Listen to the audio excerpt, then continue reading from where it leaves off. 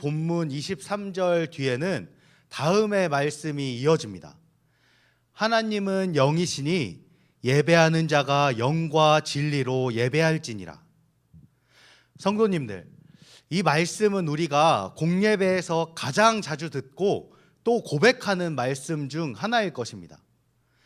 많은 분들에게 이 구절은 익숙함을 넘어서 예배를 시작할 때 우리 마음을 다잡게 해주는 어떤 신호처럼 느껴질지도 모르겠습니다.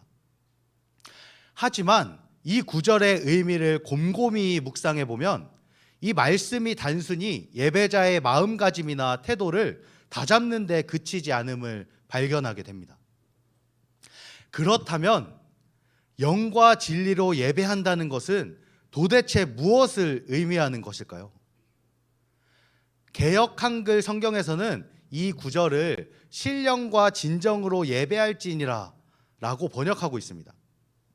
앞서 말했듯이 우리는 종종 이 말씀을 통해 이제 예배가 시작하니 마음을 다 잡고 예배에 집중해야지, 마음을 집중해야지 와 같이 어떤 결단이나 결심을 하곤 합니다.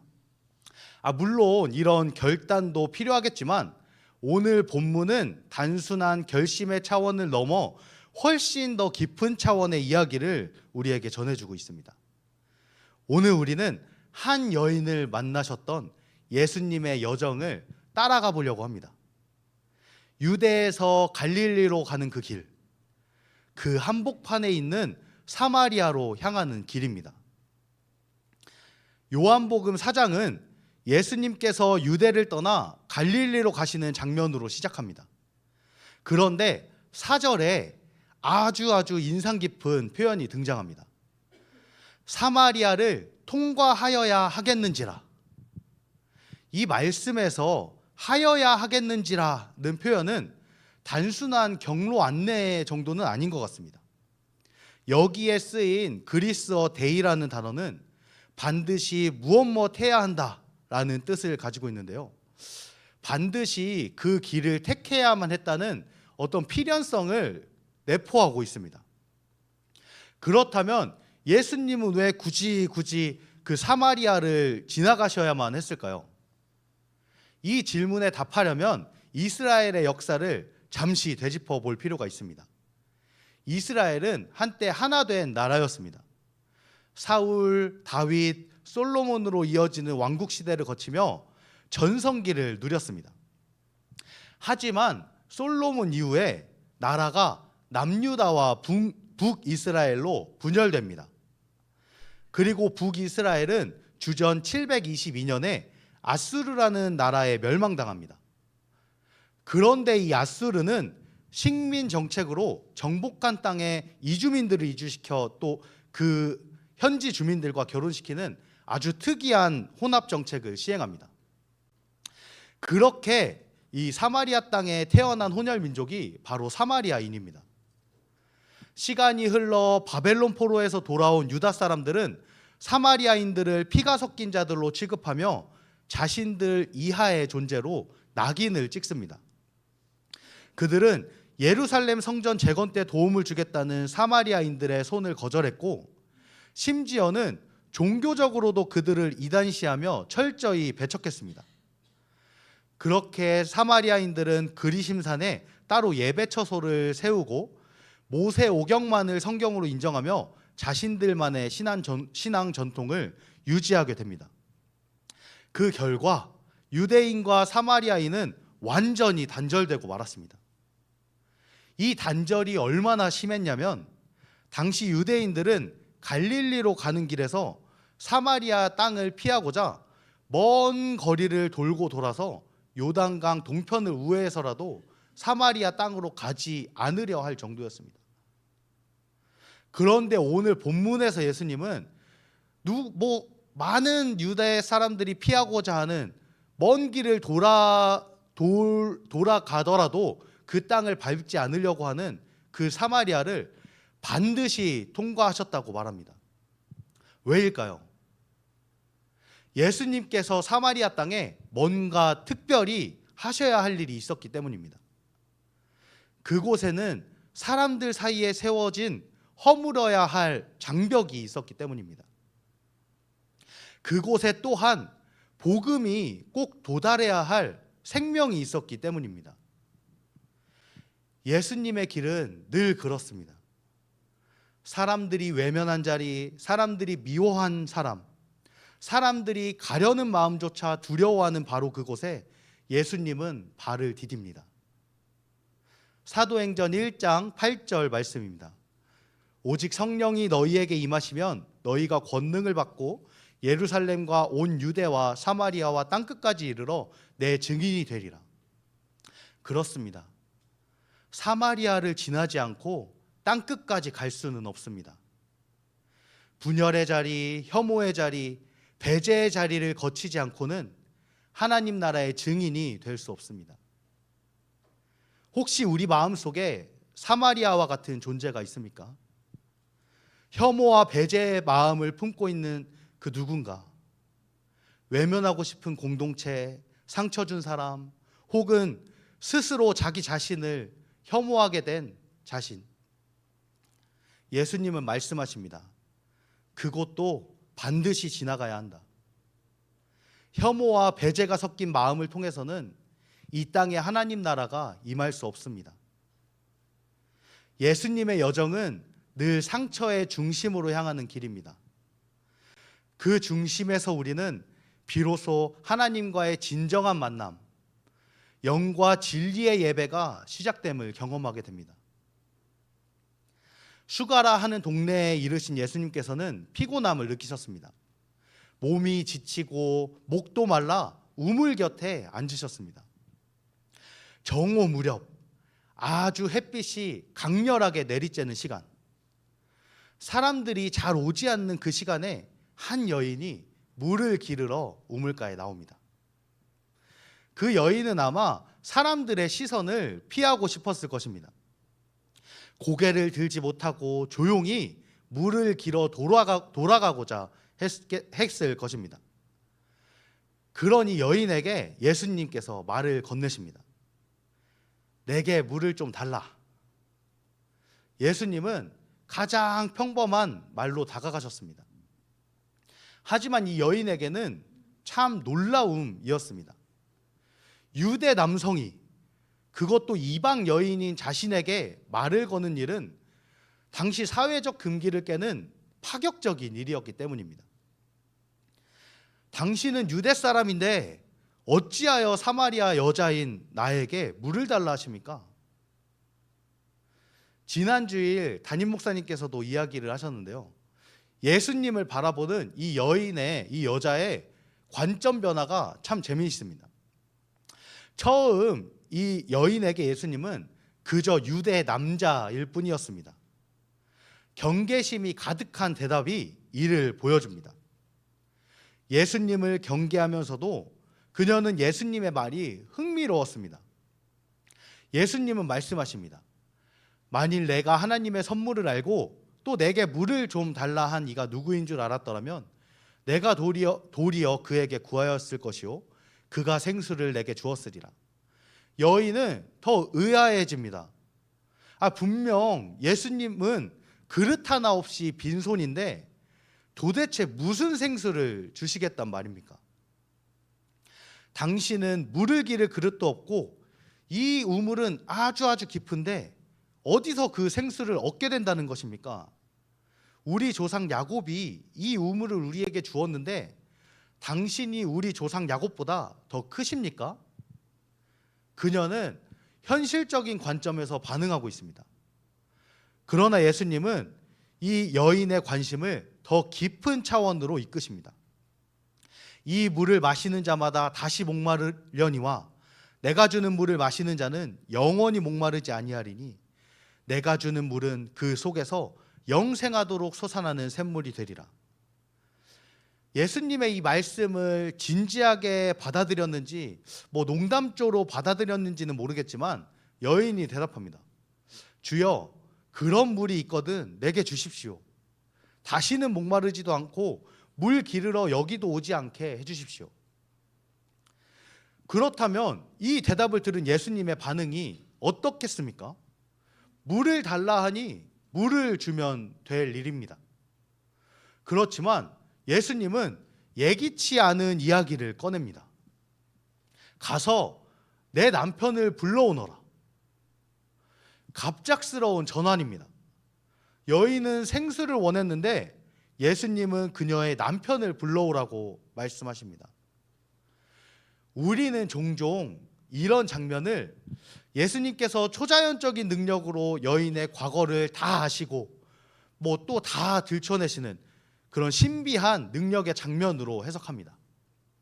하지만 핵심은 그것이 아닙니다.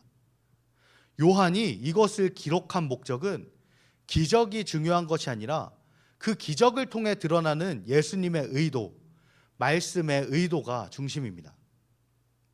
모든 기적의 목적은 그 자체가 아닌 기적 너머에 그 배후에 계시는 예수님께서 누구이신지를 아는 데에 있습니다. 예수님은 지금 이 여인의 상처의 핵심을 건드리십니다. 그녀가 더는 숨지 않고 스스로를 마주하게 만드십니다. 여인은 말합니다.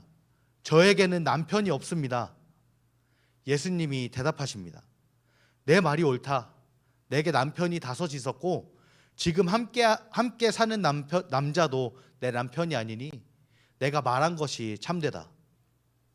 이 말씀은 단순히 여인의 과거를 꼬집기 위한 것이 아닙니다. 오히려 예수님은 이 여인이 어떻게 살아왔고 또 어떤 관계를 겪었고 그 안에서 얼마나 갈급하고 고통스러웠는지를 이해하고 계심을 보여주는 장면입니다. 5명의 남편, 그리고 현재 함께 있는 사람, 이것이 단지 결혼 횟수를 의미하는지 은유적인 표현인지는 모르겠습니다.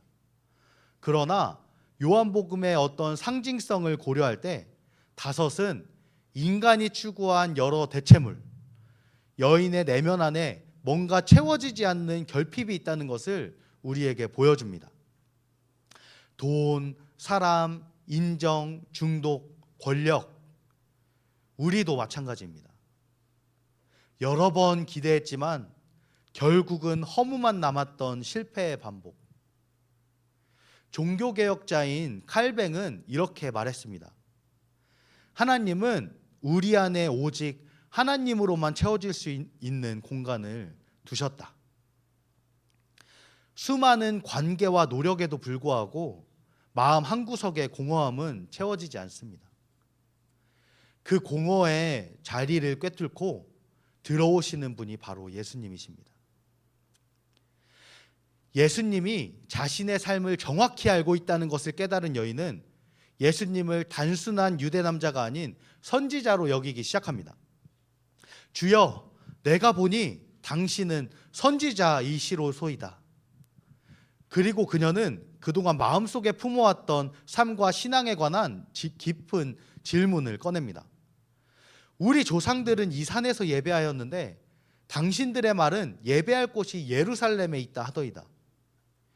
여인의 고백 이후에 예수님은 더 깊은 진리를 말씀하십니다. 여자여, 내 말을 들으라. 이 산에서도 말고 예루살렘에서도 말고 너희가 아버지께 예배할 때가 이르리라. 여인은 장소에 대한 질문을 했습니다. 그리심산에서 예배를 드려도 되느냐는 북이스라엘과 남유다의 어떤 논쟁의 핵심을 꺼낸 것입니다. 그러나 예수님은 장소가 아닌 때를 말씀하십니다. 예배의 본질은 어디서 드리느냐가 아니라 누구 앞에 어떻게 서 있고 어떻게 연결되느냐입니다. 예배는 특정한 산에 오르는 행위가 아니라 하나님 앞에 마음을 여는 사건입니다. 그 말씀은 우리에게도 묵직하게 다가옵니다. 교회에 나오기만 하면, 예배당에 앉기만 하면, 찬송가를 들고 찬송을 부르기만 하면 정말 예배가 완성되는 것일까요? 이사야 선지자는 경고합니다. 너희가 내 앞에 보이러 오니 이것을 누가 너희에게 요구하였느냐? 너희는 내 마당만 밟을 뿐이니라. 예배당을 출입하는 발걸음이 예배가 아닙니다. 하나님의 사랑, 아버지의 그 사랑에 반응하며 살아가는 것, 그것이 참된 예배입니다. 이제 대화는 절정에 이릅니다. 예수님께서 말씀하십니다. 아버지께 참되게 예배하는 자들은 영과 진리로 예배할 때가 오나니 곧 이때라. 아버지께서는 자기에게 이렇게 예배하는 자들을 찾으시느니라. 하나님은 영이시니 예배하는 자가 영과 진리로 예배할지니라. 드디어 질문은 핵심으로 돌아옵니다. 영과 진리로 예배하는 것, 이 의미는 무엇일까요?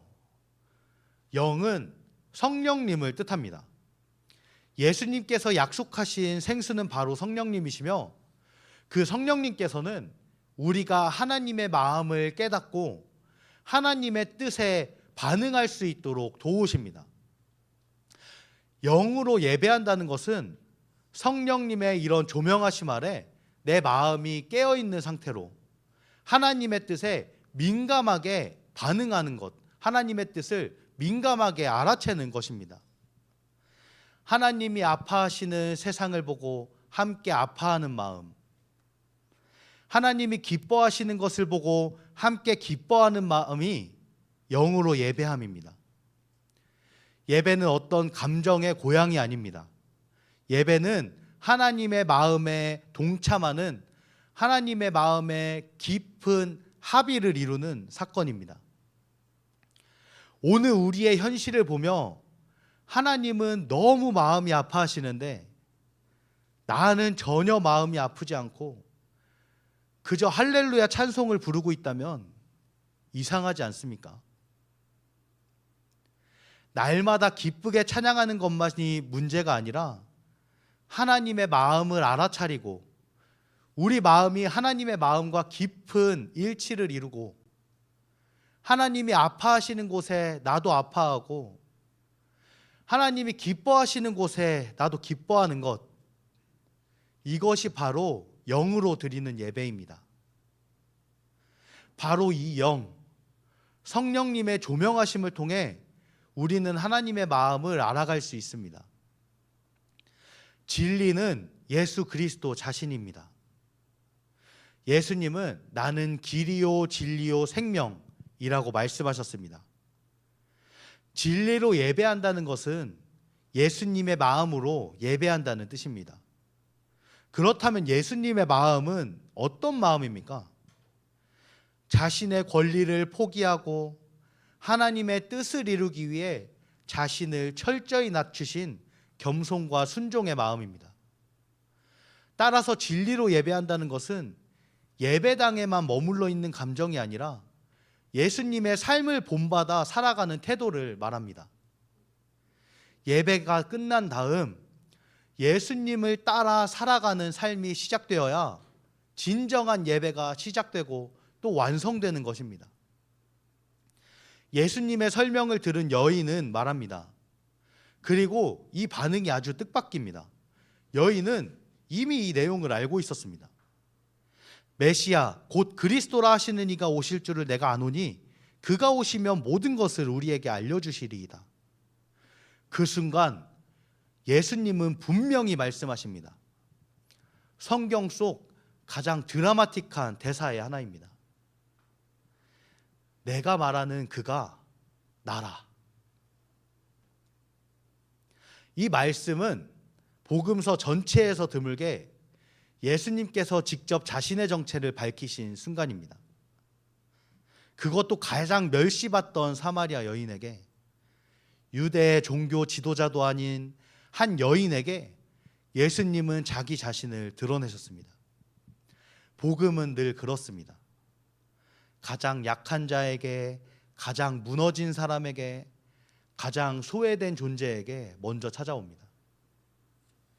여인은 예수님의 한마디에 모든 것이 변했습니다. 내가 그다. 그 말씀이 그녀의 영혼 깊은 곳을 흔들었습니다. 그녀는 더 이상 외면당하던 존재가 아닙니다. 그녀는 예배의 자리에서 배제되던 존재가 아닙니다. 그녀는 이제 예수님의 사랑을 발견한 사람, 참 예배자가 된 사람입니다. 그리고 그녀는 이 감격을 안고 자신을, 그리고 자신이 피하던 사람들 속으로 뛰어 들어갑니다. 우물 곁에 물동이를 두고 동네로 달려가 이렇게 외칩니다. 내가 행한 모든 일을 내게 말한 사람을 와서 보라. 이는 그리스도가 아니냐? 그는 복음의 첫 전도자가 됩니다. 예수님과의 만남은 곧 삶의 방향을 바꾸는 사건이 됩니다. 사마리아 여인은 예수님을 만나기 전 사람들의 시선에, 그리고 스스로의 시선 속에 묶여 살았습니다.